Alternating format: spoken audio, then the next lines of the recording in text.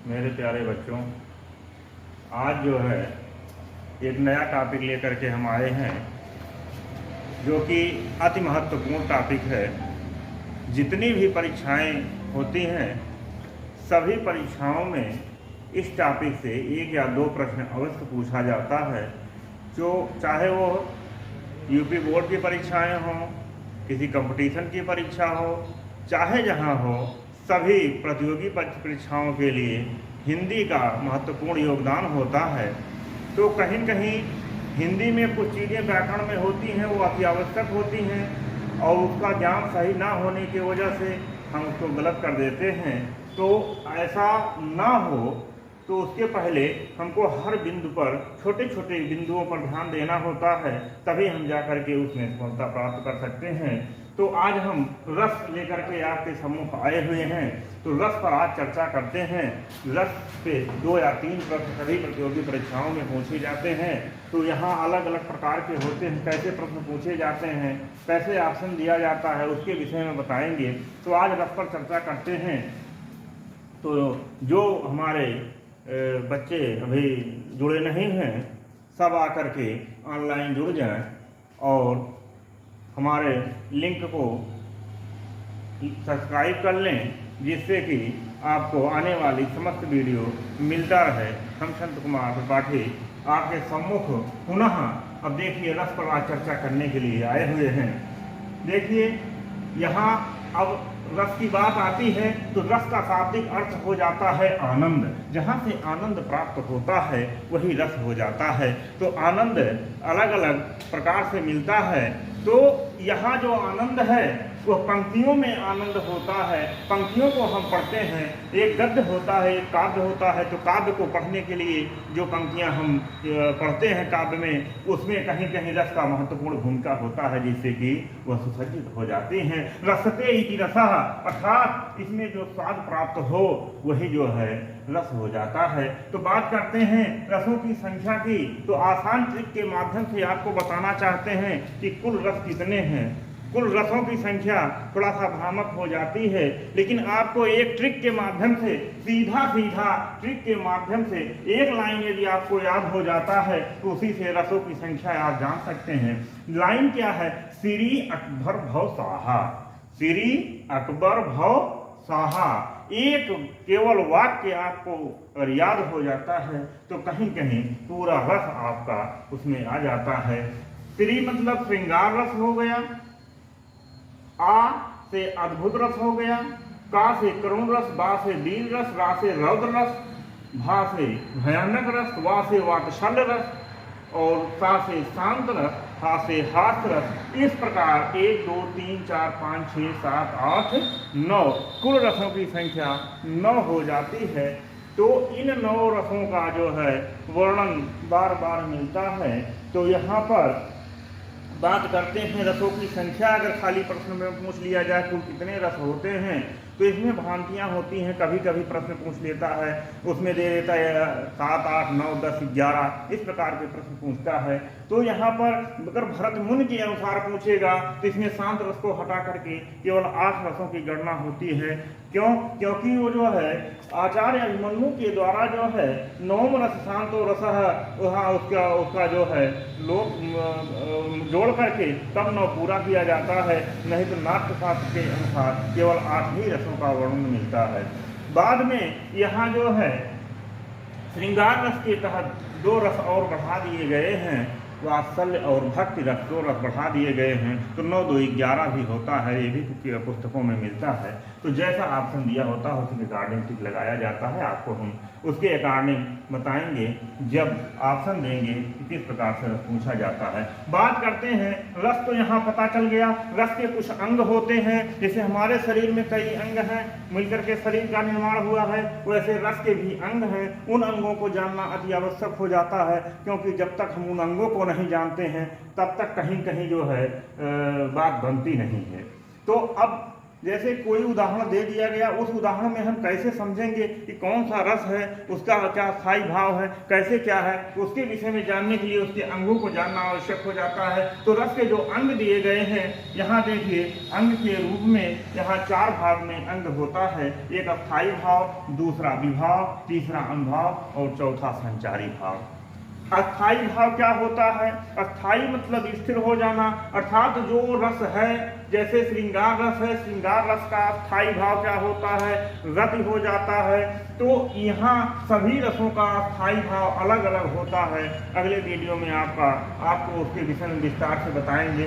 पहले यहाँ जो है हम बता देते हैं, बात करते हैं और अंगों की।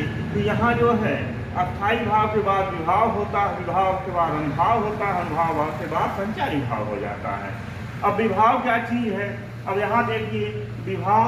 अब विभाव के विषय में हम जब चर्चा करते हैं, यह 2 रूपों में पाया जाता है। एक आलम्बन विभाव होता है, दूसरा उद्दीपन विभाव होता है।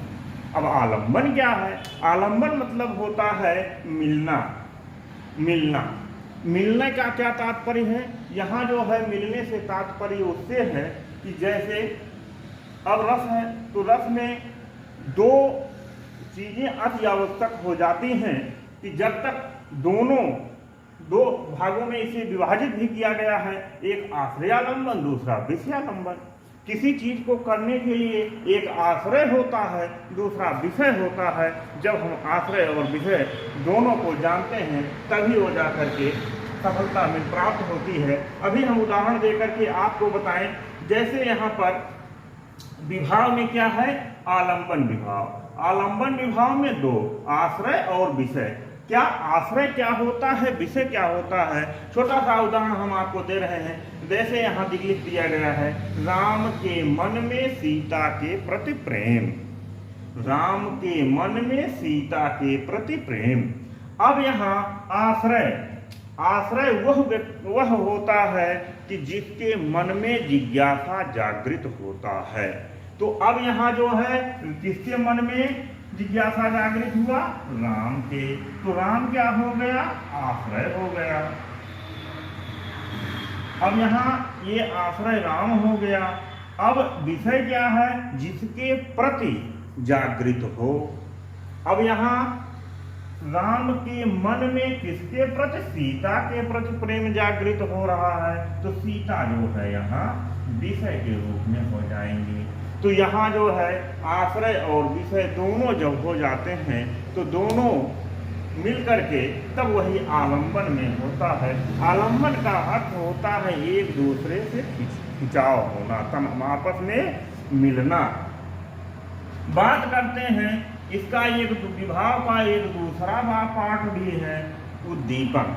उद्दीपन विभाव। उद्दीपन का अर्थ क्या होता है? उद्दीपन मतलब हो जाता है जलना। अर्थात यहाँ हम बात करते हैं कि किसी भी कार्य को करने के लिए उसमें, जैसे मान लीजिए उदाहरण हम आपको देते हैं, कोई अग्नि जल रही है। अब अग्नि जब जल रही है, उसमें मिट्टी का तेल डाल दिया जाए या डीजल डाल दिया जाए या जो है उसमें पेट्रोल डाल दिया जाए, तो और तेजी से जलने लगता है। तो जब और तेजी से जलने लगता है तो वह उद्दीपन का कार्य करता है। अर्थात आश्रय और विषय दोनों के बीच में उद्दीपन का कार्य जो है, कहीं कहीं कुछ स्थितियां होती हैं, वही उसमें कार्य करती हैं, तो वह अनुभाव के तहत होती हैं। अब बात करते हैं, जैसे उसने अब यहाँ उद्दीपन, जैसे आश्रय और विषय दोनों मौजूद हों, उसके बीच में कुछ स्थितियां ऐसी उत्पन्न होती हैं जिसके कारण वह उद्दीपन का कार्य करने लगता है। ठीक उसी प्रकार से जैसे अग्नि में घी कार्य करता है। बात करते हैं अनुभाव की। अनुभाव जो होता है यह 2 भागों में होता है। एक सात्विक अनुभाव होता है, दूसरा कायिक अनुभाव होता है। सात्विक अनुभाव जो होता है ये सामान्य रूप से होता है। जो सात्विक अनुभाव होता है इसकी कुल संख्या जो है 8 मानी गई है। 8 में अष्टंभ है, कंप है, स्वर भंग है, वह वर्ण है, अश्रु है, प्रलय है, संवेद है, रोमांच। अब बात करते हैं अष्टम्भ मतलब होता है रुक जाना। जैसे किसी कार्य को जब करते हैं तो यकाएक उसमें स्थिरता आ जाना, जड़ता आ जाना ही अष्टम्भ कार्य कहलाता है। जैसे छोटे छोटे बच्चे जब खेलते थे, हम लोग भी खेलते थे, तो क्या करते थे, स्टॉप। स्टॉप मतलब खड़े हो जाओ, तो वो स्टैचू की अवस्था में खड़ा हो जाता था और जब तक उसे छुट्टी नहीं दी जाती थी तब तक वो खड़ा रहता था। तो अष्टम्भ मतलब आश्रय और विषय दोनों के विषय में जब वह एक दूसरे को देखते हैं तो कभी कभी ऐसी स्थिति उत्पन्न हो जाती है कि वह अष्टम्भ का रूप धारण कर लेते हैं, अर्थात वह जो है पूर्ण रूप से रुक जाते हैं। इसमें कुछ चीज़ें आती हैं, जैसे प्रसन्नता है, लज्जा है, आदि कारणों से हम किसी चीज़ को देखते देखते एकाएक रुक जाते हैं, तो अष्टम्भ के अंतर्गत आता है। कंपन, कंपन क्या होता है, कंपन कभी कभी आश्रय और विषय को देख करके शरीर में कंपन उत्पन्न हो जाता है। यह तब होता है जब हम अति हर्षित हो जाते हैं, खुशी हो जाते हैं, या काम की भावना जागृत होती है, या हम भय के मारे डर जाते हैं, तब जो है उसमें कंपन का भाव उत्पन्न होता है। बात करते हैं स्वर भंग। स्वर भंग जो है, कभी कभी जब हम आपस में बातें करते हैं तो एकाएक चीज़ें ऐसी आ जाती हैं कि जो हम कुछ बोलना चाहते हैं लेकिन बोल नहीं पाते हैं, रुक जाते हैं और समझ नहीं पाते हैं हम क्या बोलें। तो ऐसी स्थिति जब उत्पन्न होती है तो स्वर भंग कहलाती है। तो कहीं कहीं जो है यह भय के कारण, शोक के कारण यह उत्पन्न होता है।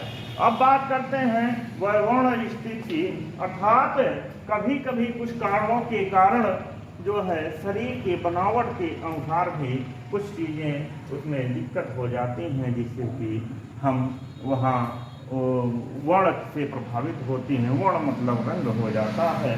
तो यह भी जो है भव, काम, क्रोध, शंका के कारण होता है। इसमें जो अगला सात्विक अनुभाव है उसमें अश्रु है। देखिए कभी कभी एक दूसरे के मारे प्रेम में भी अश्रु छलकने लगता है, अश्रु बहने लगता है, अर्थात आंखों से आंसू छलक पड़ते हैं। यह दो चीज़ों में होता है, या तो हमको अति खुशी हो जाए या तो हमको अति कष्ट हो जाए, तब इस प्रकार से अश्रु निकलते हैं। वहाँ ये सात्विक अनुभाव होता है।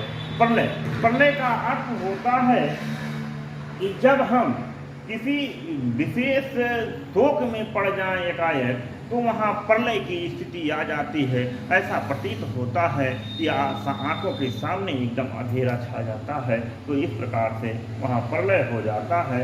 श्वेत की बात करें, श्वेत मतलब होता है शारीरिक बनावट में के अनुसार कभी कभी जब हम एक दूसरे से बात करते हैं तो हमको लज्जा महसूस होने लगती है, हमारे शर्म की आंखें झुक जाती हैं, आंखों से आंखें हम नहीं मिला पाते हैं। कभी कभी ऐसी स्थिति आ जाती है, श्वेत हो जाता है। बात करते हैं रोमांस की, तो रोमांस जो है जब काम बढ़ता है, हर्ष होता है, खुशी होता है, तो यहाँ पर हमारा जो है रोमांस करने की इच्छा हो जाती है। बात करते हैं, देखिए यहाँ पर जो है अभी हम बताइए आश्रय और विषय दोनों एक दूसरे के पूरक होते हैं। जब तक आश्रय और विषय नहीं होगा तब तक आलंबन नहीं होगा, और जब तक आलंबन नहीं होगा तब तक उद्दीपन नहीं होगा, और ये दोनों नहीं होंगे तो विभाव होगा ही नहीं। विभाव के बाद ये जब अनुभाव आता है तो इसमें सात्विक अनुभाव के बाद कायिक अनुभाव प्रदान होता है। अब यहाँ कायिक अनुभाव के भी अर्थात मन में तरह तरह के विचार उत्पन्न हो जाना, ये भी जो है कायिक अनुभाव के अंतर्गत आता है।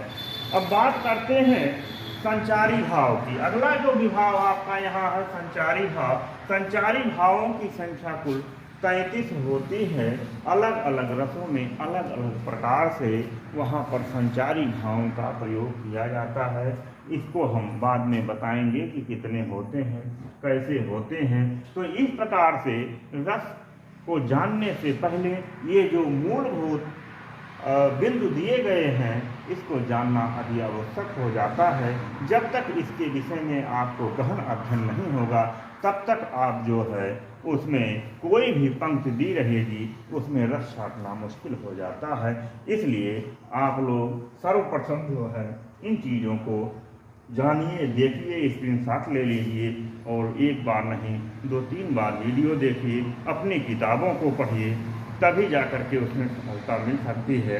कहीं कहीं चीज़ों को पहले किया जाता है तब उसका परिणाम मिलता है, तो हताश नहीं होना है, थकना नहीं है, चलते रहना है, क्योंकि चलने वाला ही मंजिल पाता है और पीछे बैठा बैठा ही रह जाता है। तो कहीं जो समय है ये बहुत महत्वपूर्ण है, तो उसका ध्यान रखिए जिससे कि आपको भविष्य में दिक्कत ना हो। तो आगे आगे बढ़ना है तो मन को मारे मत बैठो, जीवन में कुछ करना है तो हिम्मत हारे मत बैठो। धरती चलती, तारे चलते, चांद रात भर चलता है, सूरज किरणों का उपहार बांटने सूरज रोज निकलता है। तो इसी प्रकार सूरज प्रतिदिन निकलता रहे, आपके जीवन में उजाला आता रहे, हमारी यही कामना है। जो भी नए हमारे छात्र जुड़ रहे हैं, इसको ज़्यादा से ज़्यादा अपने ग्रुप में शेयर करें, जिससे कि वहाँ पर सब्सक्राइब कर लें। चैनल के माध्यम से आपको वीडियो बराबर मिलता रहेगा, हर पार्ट पर वीडियो हम बनाते रहेंगे। आप लोगों के लिए बहुत बहुत धन्यवाद।